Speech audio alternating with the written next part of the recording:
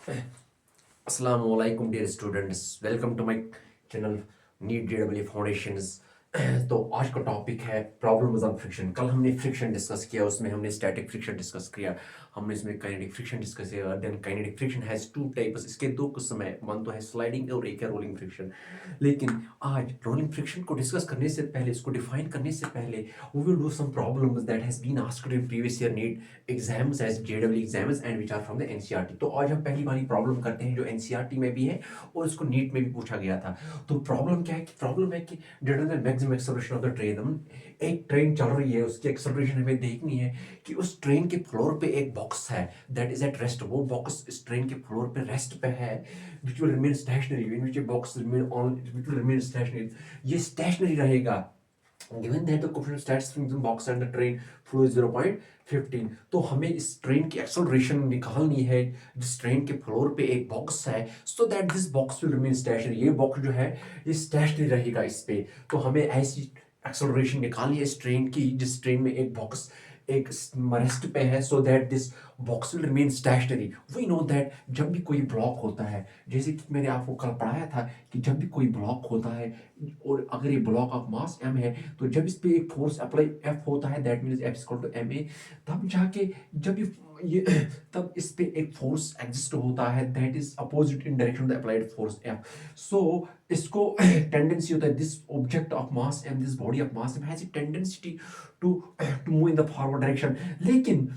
लेकिन इसके अगेंस्ट में एक फोर्स आ रहा है, वो इस डायरेक्शन में है, राइट, वो इस डायरेक्शन में, that is called static friction. वो इसको चलने नहीं देता है। तो that means whenever the body is in motion, sorry, so हम ऐसा बोल सकते हैं कि जब भी कोई बॉडी होती है, जब हम इस पे फोर्स अप्लाई करते हैं, लेकिन वो बॉडी चल नहीं पाती है बिकॉज ऑफ स्टैटिक फ्रिक्शन। तो व्हाट आई मीन टू से इज दैट जब बॉडी स्टेशनरी रहती है, जब रेस्ट पे रहती है, दैट मींस जब इसकी वेलोसिटी जीरो होती है, एक्सेलरेशन जीरो होती है, तब हम ये बोल सकते हैं कि इस पे स्टैटिक फ्रिक्शन अप्लाई होती है। तो यहाँ भी वही बोला गया है कि इस ट्रेन की एक्सेलरेशन निकाल दो आप, ताकि जो इस ट्रेन के फ्लोर पे बॉक्स है, वो बॉक्स स्टेशनरी रहता है, एक ही जगह पे रहता है, रेस्ट रहता है। तो that means we know that जब भी कोई ऑब्जेक्ट रेस्ट पे होता है, जब उससे फोर्स अप्लाई करते हैं, तो वो चल नहीं पाता है because of the opposing force that's called static friction. तो यहाँ पे स्टैटिक फ्रिक्शन का कॉन्सेप्ट लगेगा। We know that acceleration of box is due to static friction. We know that F is equal to, जब हम फॉर एग्जाम्पल ये train चल रही है, राइट, फॉर एग्जाम्पल ये ट्रेन चल रही है, इसके फ्लोर में बॉक्स है M, राइट, फ्लोर है, तो वी नो दैट ये फोर्स अपोजिट है किस स्टैटिक फ्रिक्शन के, दैट मींस F S। लेकिन वी नो दैट हमें पता है कि ये जो है force from Newton's second law of motion, F is equal to ma. So I will write it, F is equal to ma, that is ma is equal to static friction। जो मैंने कल पढ़ाया था आपको, static friction is equal to mu s into n, where mu s is the coefficient of static friction, n is the normal reaction. This is the normal reaction, right, this is the normal reaction. So ma is equal to F, static friction, right, which is equal to, this is equal to, this static friction is less or equal to, but I know that this static friction जो मैंने कल पढ़ाया था, that is equal to mu s less than n, or I can say this ma is equal to mu s n, mu s n, mu s n, so it's equal to mu s n, so a maximum is equal to, and I know that ये जो normal reaction होता है, this normal reaction always opposite equal to mg, that is normal reaction is equal to mg। so यहाँ पे क्या आएगा आपका, यहाँ पे आएगा mass into acceleration is equal to mu s into n, n is normal reaction is mg, और यहाँ पे g आप ले लो, take g is equal to 10 meter per second square, so n is equal to mg, so ma is equal to mu s, static friction का coefficient क्या है 0.15 into m into जी, m cancel हो जाएगा, तो it means ये जो acceleration आ गया 0.15 into g is 10, so acceleration of the train is 1.5 meter per second square. तो ये इसकी एक्सेलरेशन आ गई। तो क्वेश्चन क्या था कि ये नीट ये नीट 2024 में भी आया है ये क्वेश्चन, और एनसीईआरटी की डायरेक्टली इन्होंने एनसीईआरटी से कॉपी करके क्वेश्चन पूछा है। तो क्वेश्चन फिर से मैं एक बार बोलता हूँ कि एक ट्रेन है जो चल रही है किसी प्लेटफॉर्म पे, तो इस ट्रेन के फ्लोर में एक बॉक्स है। तो ये पूछा गया है क्वेश्चन में कि आप ऐसा बता दो कि उस ट्रेन की एक्सेलरेशन क्या है, सो दैट ये बॉडी जो है, सो दैट ये ऑब्जेक्ट है, ये जो बॉक्स है ट्रेन के फ्लोर में, उसकी मोशन नहीं आती, that remain stationary, that will remain stationary. So मैंने पढ़ाया आपको, जब स्टैटिक फ्रिक्शन एग्जिस्ट होती है तब बॉडी मूव नहीं कर रही है, तभी स्टैटिक फ्रिक्शन एग्जिस्ट होती है जब बॉडी मूव नहीं करती है under an influence of external force. जब भी मैं इसको अगर ये कोई जब भी मैं इसको बाहर से एक फोर्स अप्लाई करता हूं तो कोई फोर्स को चलने नहीं देता है, रेस्ट मतलब मोशन आने नहीं देता, so that force is opposite to that direction of the force, that's called static friction. इसीलिए मैंने स्टैटिक फ्रिक्शन का कांसेप्ट यहां पे लगाया। So that was the question which was asked in NEET and also this is the NCERT problem. So we will move to another question. तो ये दूसरी problem है एनसीईआरटी की। तो क्वेश्चन क्या है, क्वेश्चन में पूछा गया कि एक मास है जिसका वजन 4 kg है, राइट। तो इसको एक प्लेन पे रखा गया है, इंक्लाइन प्लेन पे रखा गया है। तो ये प्लेन जो है इसको एट एन एंगल थीटा 15 पे रखा जाता है, सो दैट तो इसको ऐसे angle which is equal to 15 degree, इसको ऐसे एंगल 15 डिग्री पे रखा जाता है, so that this block of 4 kg इज just begin to slide down. तो एंगल ऐसे इंक्लाइन किया जाता है कि अब ये नीचे आने वाला है, मतलब जैसे जैसे इनको लगेगा ये नीचे आने वाला है, ये ब्लॉक ऑफ मास 4 kg, तो उसी एंगल पे इसको रखा जाता है, right, with the horizontal. So what is the coefficient of static friction between the block and the space. तो हमसे पूछा गया है कि स्टैटिक फ्रिक्शन क्या है, what is the static friction का कोएफिशिएंट क्या है between the block and the surface, right. तो it means we have to use the concept of static friction, because हमें कोएफिशिएंट ऑफ स्टैटिक फ्रिक्शन ढूंढना है यहाँ पे। आई नो दैट, सी इस ब्लॉक पे पहले हमें ये देखना है कि इस ब्लॉक पे कितने फोर्स अप्लाई हो रहा है। देख लो, अगर ये ब्लॉक ऑफ मास है, इस पे 3 फोर्स अप्लाई हो रहा है। पहला वाला फोर्स है जो वर्टिकली नीचे की तरफ होता है, राइट, देख लो ऐसे होता है, राइट, ऐसे होता है, ये that is mg downwards, that is which is for every material object on the surface, whether it is atmosphere, whether it is human being, whether it is an object, whether it is an ant, तो हर किसी को नीचे की तरफ gravitation पुल है। इसी तरह इसमें भी mg डाउनवर्ड्स है, और ये वाला जो कंपोनेंट है it is n cos theta, और it is n sin theta, sorry this is n cos theta, this is mg sin theta, this is mg sin theta, और ये वाला जो है ये n है। ये नॉर्मल रिएक्शन है, this normal reaction is the force exerted by the plane on the block, that is the normal reaction which is always opposite to the direction of n cos theta. So अब यहां पे क्या करते हैं हम, पहले हम ये देखते हैं, मैं फोर्सेस भी लिख दूंगा, फोर्सेस कौन कौन से है यहाँ पे कौन कौन से फोर्सेस है यहाँ पे। एक तो फोर्स है यहाँ पे mg डाउनवर्ड्स,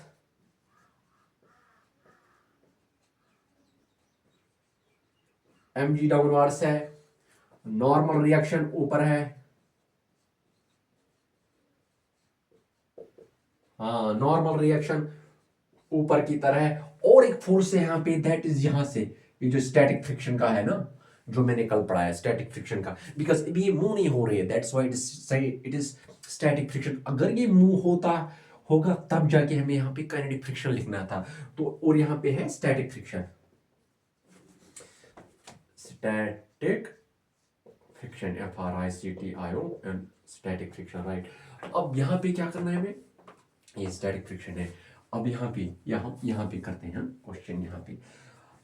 अब हम फोर्सेस, तो इसके बाद यहाँ पे क्या होगा, mg sin theta is equal to, so ये जो mg sin थीटा है इसके अपोजिट में है कौन सा, स्टैटिक फ्रिक्शन, इसके अपोजिट में है स्टैटिक फ्रिक्शन, राइट। तो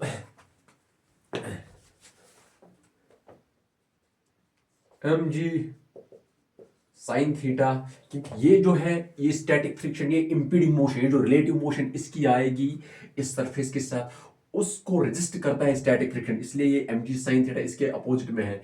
तो मैं यहाँ पे fs लिख दूंगा, right, static friction.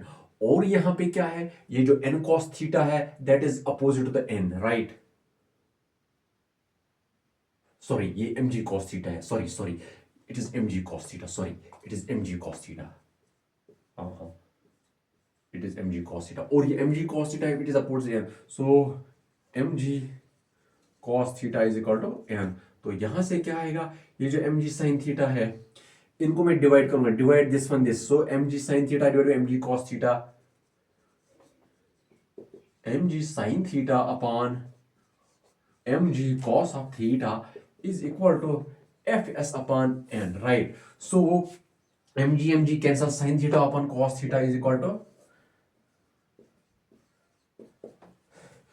tan theta is equal to fs upon n. So tan of theta is equal to, we know that fs is equal to coefficient of static friction into n upon n. So ये n cancel, tan of theta is equal to mu s. तो ये tan of theta is equal to mu s. So what I'm saying here, so theta is equal to tan inverse of mu s. लेकिन ये coefficient of static friction, हाँ theta is हाँ, so mu s is equal to, so mu s is equal to tan of 15 degree, tan of 15 degree. तो ये हमें निकालना था क्या, static coefficient which is equal to 0.27, which is equal to 0.27 mu s. So I hope you understand. तो फिर से मैं ये क्वेश्चन रिपीट करता हूँ. यहाँ पे थी क्वेश्चन में पूछा गया कि एक मास 4 kg है, जो एक इंक्लाइन पे रखा गया है. अब इस इंक्लाइन को ऐसे एंगल पे टिल्ट किया जाता है ताकि ये ब्लॉक ऑफ मास 4 kg ये नीचे की तरफ स्लाइड होने वाला है. जो ये नीचे की तरफ स्लाइड होने वाला है, ये इसको उसी एंगल पे ठहराया जाता है. That angle is equal to 15 degree. लेकिन हाँ, उसी डिग्री जो मतलब जिस पे लगता है इनको कि ये स्लाइड होने वाला है, उसी एंगल पे इसको रखा जाता है, राइट. उसके बाद द हॉरिजॉन्टल. सो हमें पूछा गया है कि इस ब्लॉक के बीच में और इस इंक्लाइन सरफेस के बीच में स्टैटिक फ्रिक्शन का कोएफिशिएंट क्या है. हमें कोएफिशिएंट ऑफ स्टैटिक फ्रिक्शन निकालना है. स्टैटिक फ्रिक्शन का कोएफिशिएंट क्यों निकालना है, because this block of 4 kg is not in motion. तभी हमें स्टैटिक फ्रिक्शन का कॉन्सेप्ट आता है जब हम किसी ब्लॉक पे फोर्स अप्लाई करते हैं लेकिन वो मूव नहीं हो रहा है, वो स्टेशनरी रहता है. तो हमने क्या किया, पहले हमने देख लिया कि यहाँ इस ब्लॉक ऑफ मास 4 kg इस पे कितने फोर्सेज अप्लाई हो रहे हैं. इस पे 4 फोर्सेज अप्लाई हो रहे हैं, 3 फोर्सेज अप्लाई हो रहे हैं, राइट. टोटल इसमें 3 फोर्सेस अप्लाई हो रहे हैं. एक तो नीचे की तरफ होता है vertically downwards, that is mg which is always there, right, which is always there. और इसका जो है नॉर्मल रिएक्शन ऊपर की तरफ. ये नॉर्मल रिएक्शन कहां से आ गया, इस इंक्लाइन की वजह से इस ब्लॉक ऑफ सरफेस पे जो नॉर्मल रिएक्शन है ऊपर की तरफ, दैट्स कॉल्ड n. और ये जो स्टैटिक फ्रिक्शन जो मैंने कल पढ़ा दिया, और वो अपोजिट टू द इंपीडिंग, जो इसको मोशन आ सकती थी लेकिन उस मोशन को रुकाने में और एक फोर्स अप्लाई होता है, मतलब एग्जिस्ट होता है, अपीयर होता है, दैट्स कॉल्ड स्टैटिक फ्रिक्शन. तो इसमें 3 फोर्स लगते हैं, mg downwards, normal reaction upwards, और static friction tangentially to the surface of the contact. फिर मैंने इनको यहाँ से ये जो इस mg को मैंने रिजॉल्व किया साइन थीटा में और कॉस थीटा में. ये mg साइन थीटा यहाँ से ले लिया मैंने, लेकिन इसके अपोजिट में है डायरेक्शन कौन सा वाला, static friction, which is equivalent opposite to mg sine theta. That's why mg sine theta is called static friction. mg cos theta, ये जो mg cos थीटा है, which is equivalent opposite to normal reaction, इसको मैंने यहाँ पे लिखा. तो इनको मैंने डिवाइड किया, डिवाइडिंग फर्स्ट बाय सेकंड. तो यहाँ से fs by n, tan theta fs by n आ गया.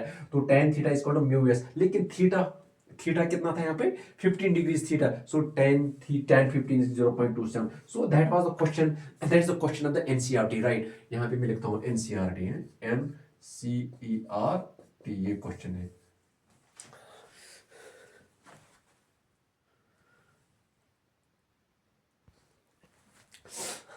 तो अब नेक्स्ट टॉपिक यहाँ पे डिस्कस करते हैं बच्चों, that is rolling friction. Rolling friction is actually a kind of kinetic friction. जब भी एक बॉडी किसी टेबल पे होती है, for example this is a table, right, this is a table. तो इस पे जब एक फोर्स अप्लाई होता है, इसमें 2 टाइप की फ्रिक्शन एग्जिस्ट होती है. एक, अगर ये मूव नहीं करेगा under an external force F, तो इसमें एक स्टैटिक फ्रिक्शन लगेगा यहाँ से, right, which is tangent to the surface of the contact. अगर इस ब्लॉक में अब कोई मोशन हो गई, दैट मीन्स इस पे F आ गया, it begins to move in that direction, तब जाके इस पे क्या लगेगा, काइनेटिक फ्रिक्शन लगेगा इसमें. अब इस काइनेटिक फ्रिक्शन के 2 किस्म है, 2 टाइप्स है, लाइक या तो ये स्लाइड करेगा या तो ये रोल करेगा. बट कल हमने स्लाइडिंग फ्रिक्शन पढ़ा, आज हम रोलिंग फ्रिक्शन पढ़ते हैं. तो रोलिंग फ्रिक्शन में हम क्या करते हैं, रोलिंग फ्रिक्शन में actually whenever a body rolls on the, तो जब भी कोई बॉडी, फॉर एग्जांपल ये सर्कल है, तो ये ऐसे मूव करता है, राइट, ये ऐसे मूव करता है, यहां से ये ऐसे मूव करता है, राइट. तो जब ये रोल करता है, ये बॉडी जब रोल करती है किसी बॉडी पे, तो एक्चुअली अगर हम देखें अगर हम देखेंगे तो there is one point of contact, वहां एक पॉइंट ऑफ कांटेक्ट है between the surface, between the horizontal surface and between the surface of the rolling object। अगर ये कोई टायर होगा, साइकिल टायर होगा, बेरिंग होगा, तो अगर हम पूरा देख ले, अगर we will see clearly, try to see, मतलब clearly I will, if you will try to see, तो वहां मिनिमम एक पॉइंट ऑफ कांटेक्ट आता है जो between the surface of this rolling object और दिस हॉरिजॉन्टल सरफेस होगा।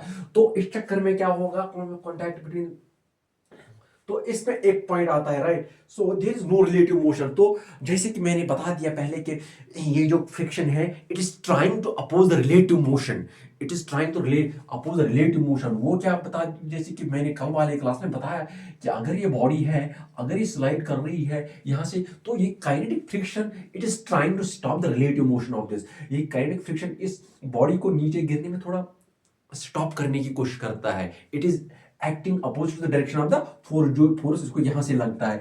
तो ऐसे यहां पे जब एक कॉन्टैक्ट, जहां पे minimum one point of contact है between the body of rolling surface and surface of contact है, तो यहां पे एक फ्रिक्शन एक्ट होती है। तो उसमें क्या करते हैं हम, तो इस चीज में हमें ऐसा महसूस फील हो रहा है कि यहाँ पे ना ही कोई स्टैटिक फ्रिक्शन का कॉन्सेप्ट है, ना ही यहाँ पे कोई काइनेटिक फ्रिक्शन का कॉन्सेप्ट है, because there is only one point of contact between the rolling surface of this object and the horizontal surface. But अब जब इसमें कोई काइनेटिक फ्रिक्शन अप्लाई ही नहीं हो रही है, कोई स्टैटिक फ्रिक्शन अप्लाई नहीं हो, that means static friction here seems zero and kinetic friction here seems zero, but it is impossible। जब इस पे कोई kinetic friction नहीं लग रही है इस बॉडी, तो does it mean it means कि ये बॉडी हमेशा किसी कांस्टेंट वेलोसिटी के साथ चलेगा, but in reality that is impossible. ये नहीं हो सकता है कोई बॉडी, किसी बॉडी को, एक टायर को मैंने पीछे से धक्का दे दिया और it will go on with constant velocity और ये कभी रुक नहीं सकती। Does it happen? नो।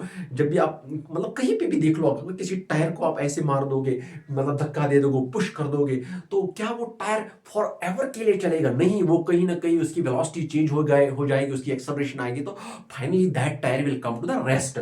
सो ऐसा लग रहा है कि यहाँ पे कोई फ्रिक्शनल फोर्स है नहीं, ना ही स्टैटिक फ्रिक्शन, ना ही काइनेटिक फ्रिक्शन।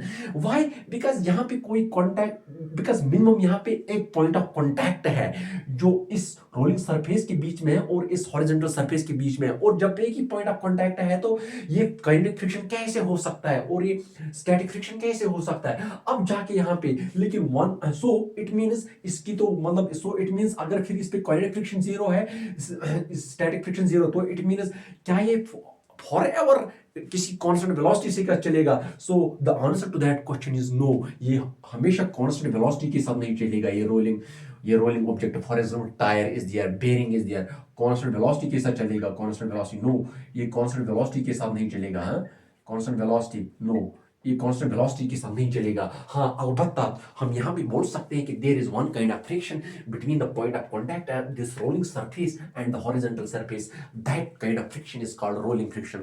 तो यहाँ पे एक फ्रिक्शन आती है, that's called rolling friction, that's called the rolling friction. अब जब इस पे कोई स्टैटिक फ्रिक्शन है ही नहीं, काइनेटिक फ्रिक्शन है ही नहीं, तो इसमें एक रोलिंग फ्रिक्शन का, तो that is called a rolling surface, that is called a rolling surface. तो यहाँ पे एक पॉइंट ऑफ कांटेक्ट है। तो इसका भी एक ये जो रोलिंग फ्रिक्शन है ना, ये जो एक rolling friction, it has a rolling friction, it has a complex origin, it has a complex origin। तो मैंने क्या बता दिया रोलिंग फ्रिक्शन कहां से आता है? मैंने बता दिया कि actually rolling friction is A type of kinetic friction. जब कोई ब्लॉक चलता है किसी सरफेस के ऊपर, तो इसमें एक काइनेटिक फ्रिक्शन आती है, राइट। अब ऐसे ही जब कोई बॉडी रोल करती है, कोई टायर हमने ला लिया, कोई बेरिंग हमने ला लिया, जब मैंने उसको ऐसे धक्का दे दिया, तो वो टायर चलता है किसी वेलोसिटी से, और फिर फाइनली वो उसकी वेलोसिटी खत्म होती है, वो एक्सेलरेट होता है, तो फाइनली उसकी वेलोसिटी खत्म होती है, तो फिर ये रुक जाता है। अब यहाँ पे एक क्वेश्चन है कि अब यहाँ पे, लेकिन जब मैं एक टायर देखता हूँ, जब मैं एक रोलिंग ऑब्जेक्ट लेता हूँ, जिसको मैं जिसको मैं रोटेटरी मोशन देता हूँ, मतलब जब उसको पुश करता हूँ तब वो चलता है। तो यहाँ पे लग रहा है हमें कि there is only one point of contact between the surface and this, और उस पॉइंट ऑफ कॉन्टैक्ट वजह से, उस पॉइंट ऑफ कॉन्टैक्ट की वजह से हमें लग रहा है कि स्टैटिक फ्रिक्शन है ही नहीं और काइनेटिक फ्रिक्शन है ही नहीं। तो हमें फिर लगता है कि अगर अब इसमें काइनेटिक फ्रिक्शन है ही नहीं तो इसकी मोशन में कोई इसकी मोशन को अपोज करने का कोई और तरीका है नहीं, तो there is no force to oppose the motion of this while rolling, right, because हमने बोला है पे काइनेटिक फ्रिक्शन है ही नहीं। तो डज इट मीन कि यहाँ पे कोई फोर्स इसके अगेंस्ट में है ही नहीं?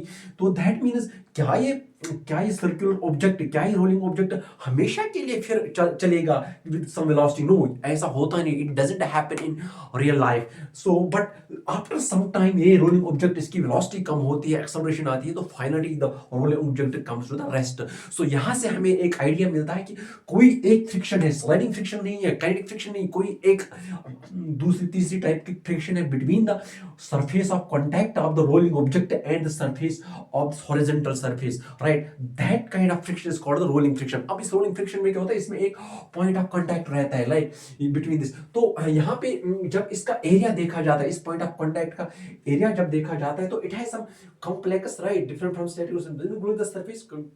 तो जब ये रोल होता है ना, जब ये रोल होता है तो इसकी जो सरफेस है, इस हॉरिजॉन्टल सरफेस और इस रोलिंग ऑब्जेक्ट की सरफेस, वो थोड़ी डिफॉर्म होती है, राइट। आफ्टर सम टाइम जब वो डिफॉर्म होती है तो इसमें नेट फोर्स जो होता है, जो नेट फोर्स लगता है इस पे, that is opposite to the force which has been applied in pushing this. तो उसमें एक नेट, फाइनली इसमें रिजल्ट क्या निकलता है, जब ये जो एरिया कॉन्टैक्ट रहता है, एरिया ये एक छोटा सा पॉइंट होता है, मतलब थोड़ा स्मॉल एरिया रहता है as compared in the case of static friction or in the case of kinetic friction. Here the area of contact between the rolling object, between the surface of the rolling object and the horizontal surface is very less। तभी तो ये दो वाले friction वहां पे exist नहीं हो रहे हैं, लेकिन रोलिंग फ्रिक्शन एग्जिस्ट हो रही है, तो वो बहुत वो एरिया बहुत कम है, तो वो एरिया उनमें थोड़ी डिफॉर्मेशन आती है जब उन पे टायर चलता है, तो उस डिफॉर्मेशन की वजह से इस पे जो नेट फोर्स एक्ट होता है, that net force is trying to stop the motion, and that net force is opposite to the force which has been applied to give it the motion. That force is called the rolling friction, that force is called, तो वो मैं लिखता हूँ। So the surface is in contact,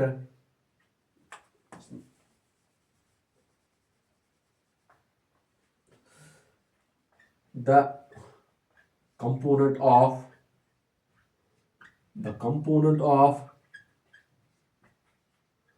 contact force, the component of contact force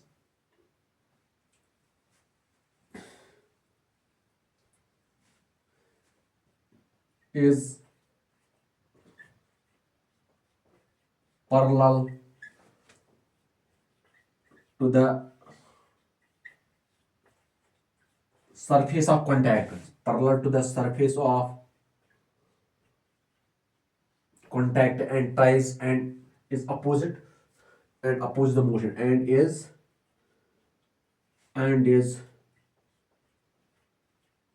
opposite to the motion। तो ये रही rolling friction, right. ये जो कंबाइन, ये जो contact force between the point of this rolling surface है और दिस हॉरिजॉन्टल सरफेस है, इसको मैं हॉरिजॉन्टल सरफेस बोलता हूं, राइट। तो यहाँ पे ये जो कांटेक्ट फोर्स का, because contact force actually frictional force is a contact force, actually frictional force is the horizontal component of the contact force. तो यही मैंने लिख दिया, द कंपोनेंट, ये जो कांटेक्ट फोर्स का कंपोनेंट है which is parallel to the surface of contact है, ये इसके पैरेलल में है, राइट, ये इसके पैरेलल में है, राइट, इस सरफेस ऑफ कांटेक्ट के में पैरेलल है, वही लिख दिया मैंने, and is opposite to the motion. But ये अपोजिट टू द मोशन है, अगर मोशन इस डायरेक्शन में हो रही है, राइट, अगर मोशन किस डायरेक्शन में हो रही है, इस डायरेक्शन में हो रही है, ये जो रोलिंग फ्रिक्शन का फोर्स है ये अपोजिटली डायरेक्टेड है, so that after some time ये रोलिंग ऑब्जेक्ट जो है, for example tyre, it comes to rest and the velocity becomes zero, तो that concept is called the, that kind of friction is called the rolling friction. So rolling friction, what is the meaning of the rolling friction? Rolling friction is a kind of kinetic friction which comes into the existence, which is parallel to the surface of the contact of a rolling object and the surface and the horizontal surface, and this rolling friction is opposite to the direction of the motion of the rolling object. So that is the rolling friction, यहाँ पे लिखता हूँ मैं rolling friction। So that was another type of rolling friction, right, rolling That is another type of rolling friction. अब तो ये जो friction है, friction is a necessary evil, देख लो कैसे, what I mean is friction is friction is important in our life, because जब भी हम चलते हैं, फॉर एग्जाम्पल जब भी हम चलते हैं रोड पे, तो एक फ्रिक्शनल फोर्स हमारे फीट पे एक्ट होता है इन अपोजिट डायरेक्शन, तो उसमें एक रिजल्टेंट इफेक्ट होता है, नेट रिजल्ट इफेक्ट होता है कि वो हमें आगे चलने में मदद देता है, वो हम हॉर्स कॉट प्रॉब्लम में आगे बढ़ते हैं। तो लेकिन जब हम अगर हम आइस ले लेंगे, एक आइस की एग्जांपल ले लें, let's take the example of ice, why we are unable to walk on the ice, because जब हम आइस पे चलने की कोशिश करते हैं तो हम we are not able to walk, why, because we slip, because जब हम चलते हैं आइस पे तो हमारे पाँवों पे there is no motion, there is no opposing force on the feet that will push our feet backwards, so that the net result is that we will be able to move forwards. तो जब हम ice पे चलते हैं तो ये जो पीछे वाला पैर जो होता है, पीछे वाला पैर, इसमें क्या होता है, ये पीछे की तरफ स्लिप होता है। बिकॉज जब ये स्लिप क्यों होता है, because there is no static friction, there is no kinetic friction. अगर काइनेटिक फ्रिक्शन होती वहां पे, अगर काइनेटिक फ्रिक्शन होती आइस पे, तो वो काइनेटिक फ्रिक्शन हमारे पैर को थोड़ा पीछे की ओर दे दी, तो उस तरीके से हमारा जो पहला वाला पैर है, जो आगे वाला फुट है, उसको थोड़ा आगे की तरफ पुश मिलता है। लेकिन अब जब ये पीछे वाला पैर है, ये भी स्लिप हो गया और आगे वाले भी स्लिप हो गया, तो we are unable to walk. That is why we say friction is a necessary evil. So और इवन समटाइम्स जब हम लेते हैं, जब कोई रोटेटरी मोशन होती है, for example in machines, in motor vehicles, in aircraft, so there are lot of many things which are rotating which have rotatory motion, right? तो वहां पे क्या देखते हैं, वहां पे फ्रिक्शन बहुत ज्यादा रहती है between the tires and the bearing, so उस फ्रिक्शन को रिड्यूस करने के लिए हम लुब्रिकेंट्स लगाते हैं। लेकिन उस समय फ्रिक्शन को रिड्यूस करने की बहुत जरूरत होती है, बिकॉज जब हम किसी टायर को लेते हैं, उसके अंदर से एक बेरिंग रहता है, तो अगर उसमें अगर उसमें ज्यादा काइनेटिक फ्रिक्शन होगी, राइट, तो वो प्रॉब्लम बनती है। व्हाई? बिकॉज जब रोलिंग फ्रिक्शन अगर ज्यादा होगी, दैट मीन्स जैसे कि मैंने भी पढ़ा दिया आपको टायर में कि rolling friction is trying to oppose the motion. That mean जब भी एक टायर चलता है तो अंदर से एक फ्रिक्शन बनती है between the bearings and the tyre, right, और उस रोलिंग फ्रिक्शन की वजह से उसकी मोशन कम होती रहती है। So in order to minimize this friction, rolling friction, इस फ्रिक्शन को मिनिमाइज कम करने के लिए we are applying the lubricants. So in our everyday life, it is very much important to understand the concept of the friction. So I hope today you understand the concept. हम ice पे क्यों नहीं चल सकते हैं? जब हम किसी टायर को धक्का देते हैं तो after some time why it stops? तो हमें why do we need to lubricate? Why do we need to make the bearings, inner bearings of the tire slippery? क्योंकि जितने वो ज्यादा स्लिपरी होंगे उतना उसमें रोलिंग फ्रिक्शन अप्लाई नहीं होगा, और जितना उसमें रोलिंग फ्रिक्शन कम अप्लाई होगा उतना टायर तेज से चलेगा। और मैंने फिर और एक एग्जांपल दे दिया आपको, why we are unable to walk on the ice. जब हम आइस पे चलने की कोशिश करते हैं तो वहां पे काइनेटिक फ्रिक्शन, स्टैटिक फ्रिक्शन है ही नहीं। काइनेटिक फ्रिक्शन अगर होती है हमारे पीछे वाले पैर पे, अगर हमारे पीछे वाले पैर पे काइनेटिक फ्रिक्शन लग जाती तो एक नेट फोर्स लगता हमारे पीछे वाले पैर पे, तो उसकी वजह से हमारा ये जो और एक पैर है उस पे थोड़ा आगे की तरफ पुश होता, उस पे थोड़ा आगे की, इसको उसके ऊपर in forward direction there could be a force, so that the net resultant of that force kinetic friction will be that it will help us in move forward direction. लेकिन ऐसा है नहीं, तो we are unable to walk on the ice because there is no friction. अगर friction होती ice पे तो हमारे पैर पे एक फोर्स, तो हमारे पैर पे, पीछे वाले पैर पे एक फोर्स लगता है जिसकी वजह से हम आगे चल पाते थे। But it's not happening on the ice, that's why on ice there is no friction, that's why sometimes we say friction is a necessary evil. तो ऐसा ही एक कॉन्सेप्ट है। तो अभी हम इंशाल्लाह in next class we will be discussing the horse cart problem, how horse is able to move in forward direction. I hope that was all for today. Just work hard, be concentrated, make effort, work wonders, and I hope and thank you in advance. Please don't forget to subscribe my channel, Need GW Classes. Let us meet tomorrow. Allah Hafiz, all the best.